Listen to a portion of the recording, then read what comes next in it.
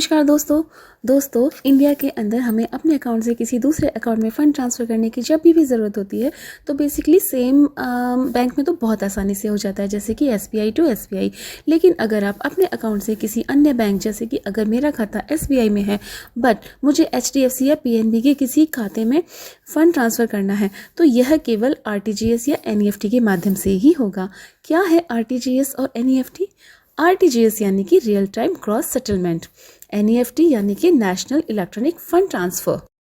तो जानते हैं RTGS और NEFT के विषय में कुछ बेसिक जानकारी जो कि हमें पता होनी चाहिए।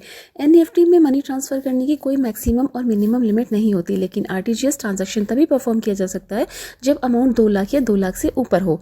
NEFT ट्रांजैक्शन होने में 5 मिनट से 2 घंटे तक का समय लग जाता है, क्योंकि यह बैचेस में पूरा होता है, जबकि RTGS इमीडिएटली हो जाता है।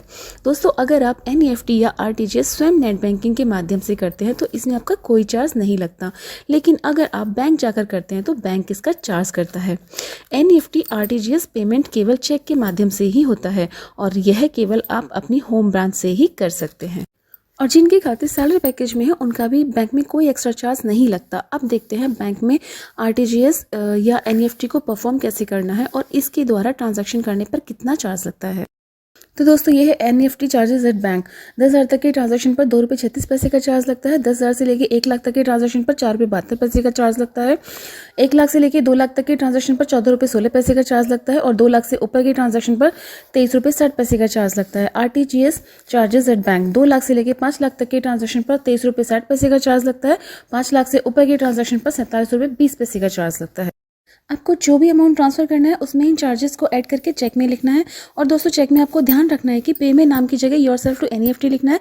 बाकी बेनिफिशियरी की सारी डिटेल्स आपको NEFT फॉर्म में ही भरनी होती हैं। तो दोस्तों, ये है आपके सामने NEFT फॉर्म। इसमें आपको क्या करना है कि सबसे पहले यहाँ पर आपको दिनांक लिखनी है, उसके बाद यहाँ पर आपको अमाउंट लिखना है, उसके बाद नीचे आपको चेक का नंबर लिखना है और उसके बाद यहाँ पर आपको बेनिफिशियरी यानी कि जिसको आप पैसा भेजना चाहते हैं उस बेनिफिशियरी का नाम लिखना है।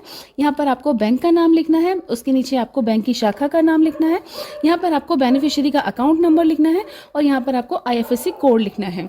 यहाँ पर आपको अमाउंट लिखना है विद बैंक चार्जेस, यहाँ पर आपको एड्रेस लिखना है, अपना फ़ोन नंबर लिखना है और यहाँ पर आपको फिर अपने साइन कर देना है। And the most important thing, पीछे साइन करना मैंडेटरी यानी कि अति आवश्यक है। दोस्तों, आपको RTGS या NEFT से संबंधित अगर कोई भी प्रश्न शंका है तो आप मुझसे कमेंट बॉक्स में पूछ सकते हैं।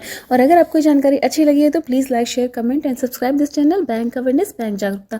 थैंक यू, धन्यवाद।